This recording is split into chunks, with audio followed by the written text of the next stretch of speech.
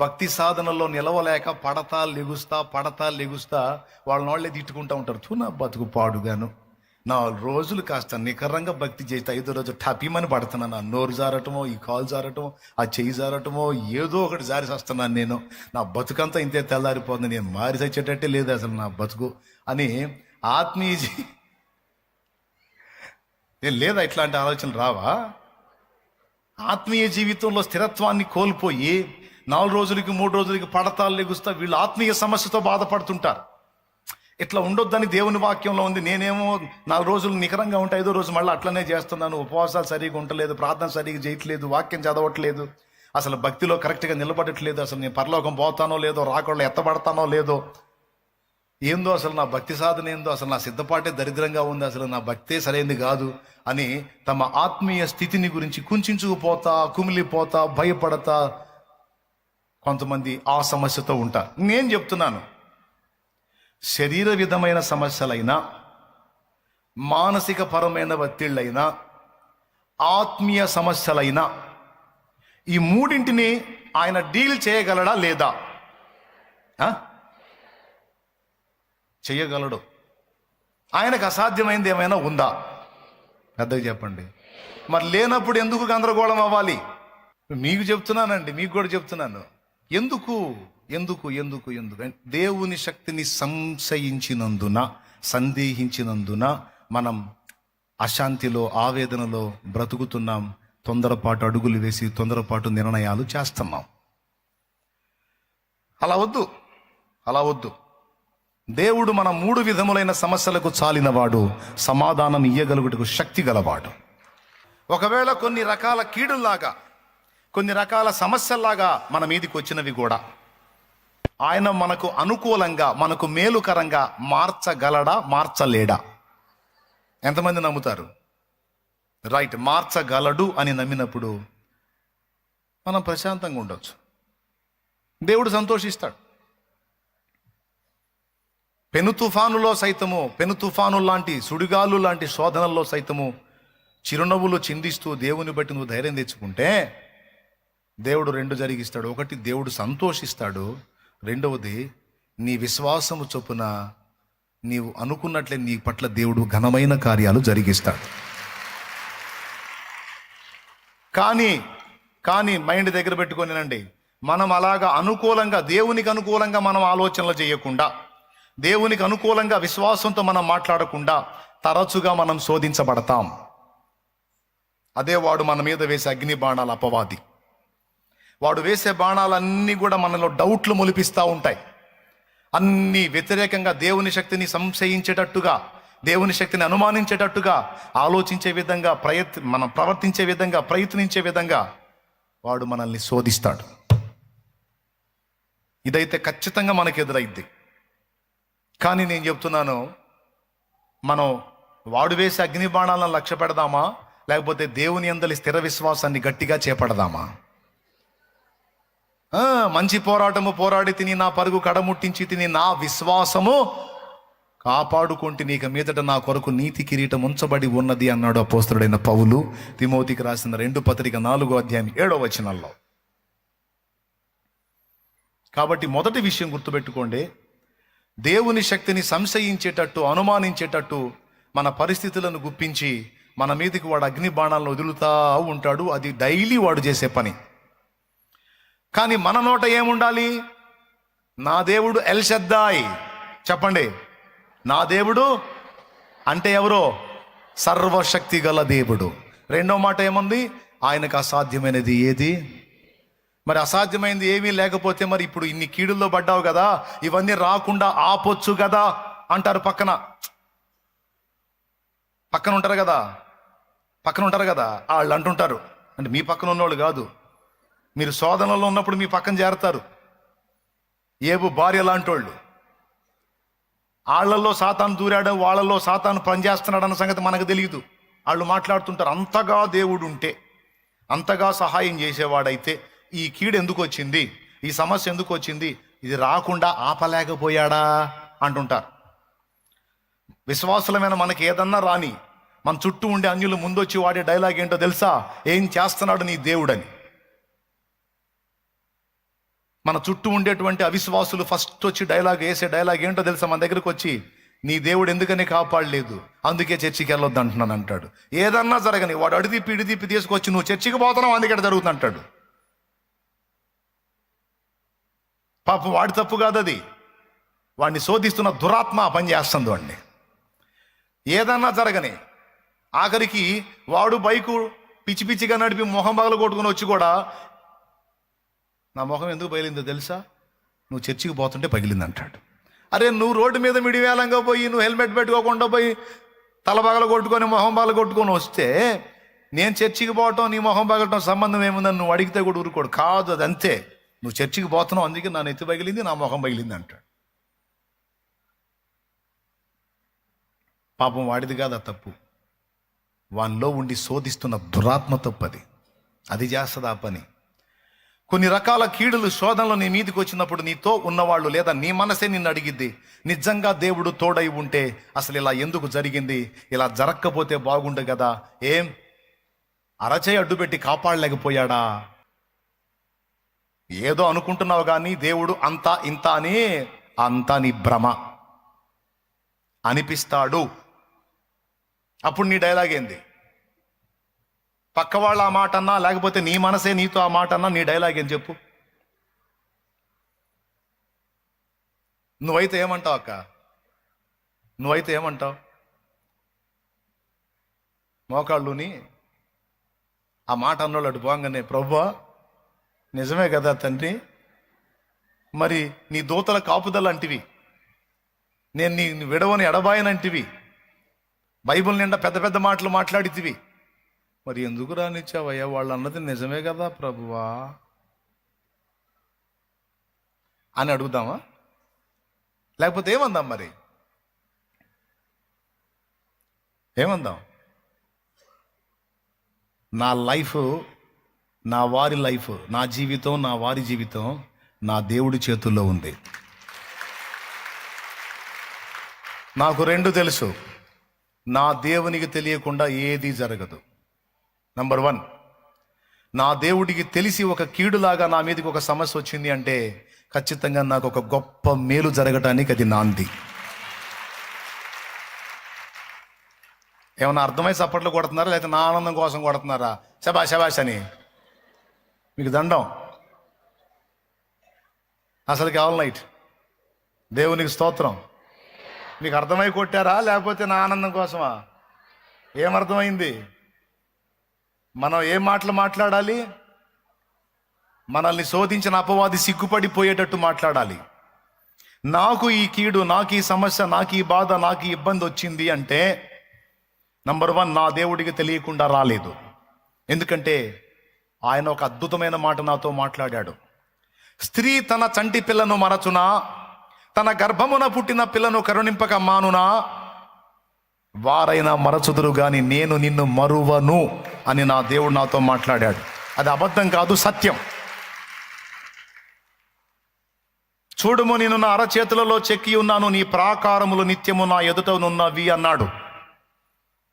అంటే నిరంతరం నీ ప్రాకారములను నిన్ను నేను కాస్తున్నాను, నా దృష్టి నీ మీద ఉంది, నీ ప్రాకారం మీద ఉంది, నీ భద్రత మీద ఉంది అని నా దేవుడు మాట్లాడాడు. అలాంటి నా దేవుడు, అంతగా నన్ను కాచే దేవుడు ఈ పరిస్థితిని అనుమతించాడు అంటే ఖచ్చితంగా దీని వెనక నా దేవుని బలమైన ప్రణాళిక, బలమైన ఉద్దేశం ఏదో దాగి ఉంది. అనవసరంగా ఏది నా దేవుడు రప్పించడం. గుండె నిండా ఈ విశ్వాసం ఉండాలి. అనవసరంగా నా దేవుడు దేనిని నా జీవితంలో అనుమతించడు. అనవసరంగా ఏదైనా అనుమతించబడింది అంటే అది అవసరమైతేనే అనుమతించబడిద్ది. ఎందుకంటే నా లైఫ్ని ఎప్పుడో నా దేవుని చేతికి అప్పచెప్పుకున్నాను నేను. ఇప్పుడు నా వెహికల్ని నడుపుతుంది నేను కాదు, నా దేవుడు నడుపుతున్నాడు. నడపమని ఎప్పుడో ఆయన చేతికి అప్పచెప్పా. నా బ్రతుకు బండిని, నా బ్రతుకు ధోనిను నడిపిస్తున్న నావికుడు, నాయకుడు నా ప్రభు. దేవునికి మహిమ. ఇలాంటి మాట మనం మాట్లాడినప్పుడు ఎంత సంతోషపడతాడో ఆయన, ఎంత ఆనందపడతాడో. అప్పుడే మనం ఆయనకి ఇష్టలం కాగలుగుతాం. అలా కాకుండా మనం అనుమానపు మాటలు మాట్లాడి మనం కూడా దిగజారిపోయినట్టుగా వ్యవహరిస్తే ఆయన అభ్యంతర పడతాడు, ఇబ్బంది పడతాడు. ఇంకా చెప్పాలంటే నువ్వు అనుకున్నయే జరుగుతాయి. నువ్వు నెగిటివ్గా అనుకున్నవన్నీ ఖచ్చితంగా జరుగుతాయి.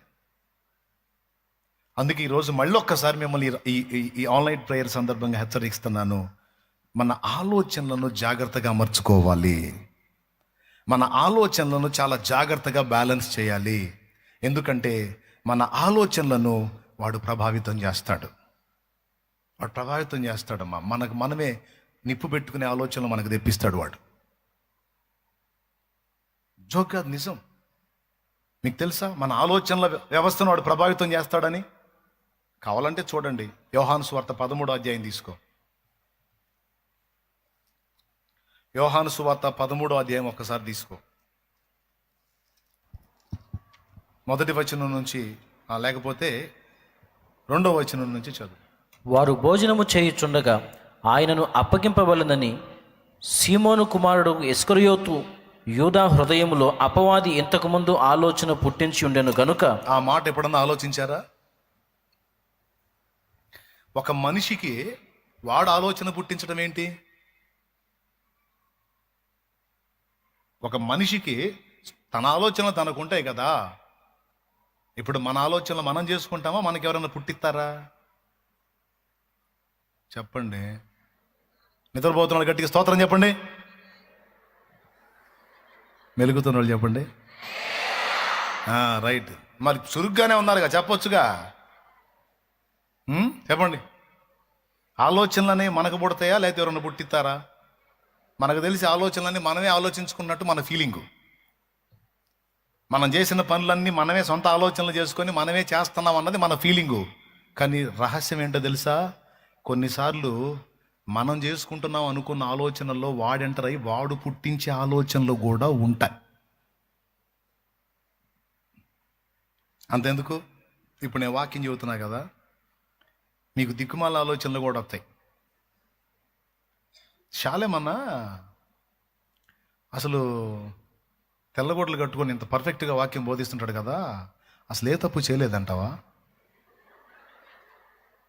అబద్ధాలు ఆడకుండా నిజం చెప్పండి, ఎప్పుడన్నా ఇలాంటి ఆలోచన వచ్చిందా మీకు? ఇగో షో చేయొద్దు, కనీసం వాళ్ళ ఆవిడని ఒక దెబ్బన్న కొట్టుండడు అంటావా? కనీసం తిట్టనన్నా తిట్టుండడు అంటావా అని ఆలోచన రాదా? అమ్మో, మామూలు కాదు మీరు. వస్తాయండి ఎట్లాంటి ఆలోచనలు, రావా? గో ఊరుకో, నేను ఒప్పుకోనట్లా. అవునా?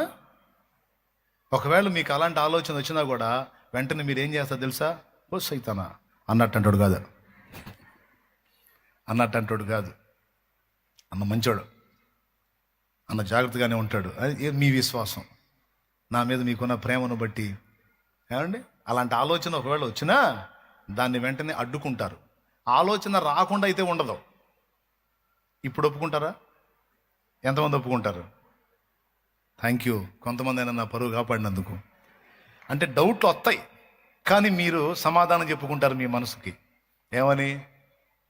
అన్నట్లాంటాడు కాదులేబా, నేను అయ్యే వినను అన్న దేవుని సేవకుడు ఆయన, అంతే, దేవుడు ఏర్పరచుకున్న పాత్ర అన్నాను. ఏదో చెప్పుకుంటా నీ మనసుకును. లేకపోతే నన్ను ప్రేమించకపోతే నన్ను ఫాలో అవ్వలేవుగా, ఫాలో అవ్వకపోతే నువ్వు తేడా పడతావుగా. అందుకని నీ మనసుకు నువ్వే చెప్పుకుంటా. కానీ ఆలోచనలు అయితే వస్తాయి. నేను చెప్తున్నాను, మనకు వచ్చేటువంటి ఆలోచనల్లో దాదాపు సగభాగం నెగిటివ్ ఫోర్స్ నుంచి వస్తాయి. దీన్ని రాసి పెట్టుకోండి. మన ఆలోచనల్లో సగభాగం వ్యతిరేక శక్తుల నుండి వస్తాయి. ఏందనుకున్నావు మరి? నువ్వేమనుకుంటావు? నువ్వే ఆలోచించుకుంటున్నావు అనుకుంటావు. ఫర్ ఎగ్జాంపుల్, సింపుల్గా చెప్తా. ఇంట్లో గొడవ అయింది, చిరాకు పుట్టింది. గొడవ దరిద్రం కన్నా చస్తే పోయిద్ది. ఒక్కసారి చచ్చిపోతే పోయిద్ది, ఎట్ట చావాలి? చస్తే పోయిద్ది అనే ఆలోచన ఎప్పుడైనా మీకు వచ్చిందా? వస్తే చేతులు ఎత్తండి. ఎంతమందికి వచ్చిందో చేతులు ఎత్తండి. అట్లా కదిలించండి చేతులు. చాలామంది చేతులు ఊపుతూ ఉన్నారు. అంటే దాదాపు ఇక్కడ ఉన్న వాళ్ళతో దాదాపు వేల సంఖ్యలోనే వచ్చింది అలాంటి ఆలోచన. ఒకసారి చెప్పండి, నేను చెప్తాను. ఆ తర్వాత ఆ ఆలోచన వచ్చినప్పుడు చస్తే పోయిద్దని ఏదో వచ్చింది ఆలోచన. కొద్దిసేపటి తర్వాత దేవుడు దర్శించి ఏదో నీ మైండ్ని వాక్యం ద్వారానో ఎట్లనో కంట్రోల్ చేశాడు.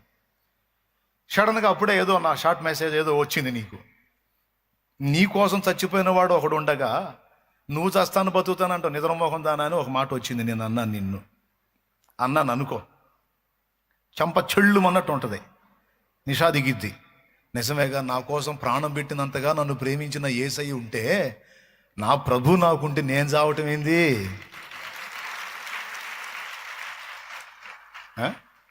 పిరికి పంద, దద్దమ్మ, చేతగానోడా అని తిడుతుంటాను నేను. చావటానికి ఆలోచిస్తున్నావా పిరికి పంద అంటాను నేను. అప్పుడేం జరిగిద్దంటే చంప చెళ్ళు అనిపించి దేవుడు మాట్లాడుతున్నప్పుడు కొంచెం ఆలోచన కదిలి ఆ అభిప్రాయం మారిపోయింది. నిజమే కదా, దద్దమ్మలు కదా చావాలనుకునేది, చేతగానోళ్ళు కదా, నేను పోరాడతా చావను అని నీ అభిప్రాయాన్ని నువ్వు మార్చుకుంటావు. బాగా వినండి. అంటే అసలు చావాలన్న ఆలోచన నీకేమనిపించింది అంటే నాకే పుట్టిందని నీకు అనిపించింది. కాదు, నీవు ఆవేశంగా ఉన్నప్పుడు, నీ స్థితిని నీవు మరచిపోయి ఉన్నప్పుడు ఖచ్చితంగా డెవిల్, దురాత్మ దాని ఆలోచనలను నీ మీదకి పంపించింది. ఇది యూదా గురించి రాశాడు ఇక్కడ. ఆయనను అప్పగింపబలనని యూదా హృదయములో సాతాను ఆలోచన పుట్టించను అని ఉంది ఇక్కడ. అపవాది వాని హృదయంలో ఆలోచన పుట్టించాడంట. అసలు ఆశ్చర్యకరమైన విషయం ఏంటి, మన హృదయం ఏంటి, మన హృదయంలో వాడు ఆలోచనలు పుట్టియటం ఏంటి అంటే అలాంటి అవకాశం ఉందని ఇక్కడ వ్రాయించాడు దేవుడు. అంటే మన ప్రమేయం లేకుండా మరొక వ్యక్తి మనల్ని లీడ్ చేసే విధంగా అవకాశం ఉంది.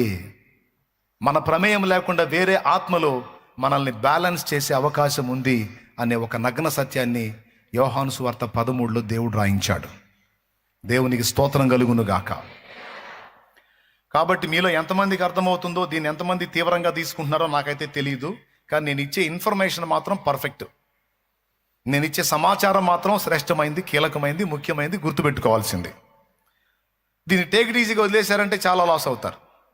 తీవ్రంగా తీసుకొని జాగ్రత్త పడ్డారంటే ధన్యులు అవుతారు, కాపాడబడతారు, జయం పొందుతారు. దేవునికి మహిమ కలుగును గాక.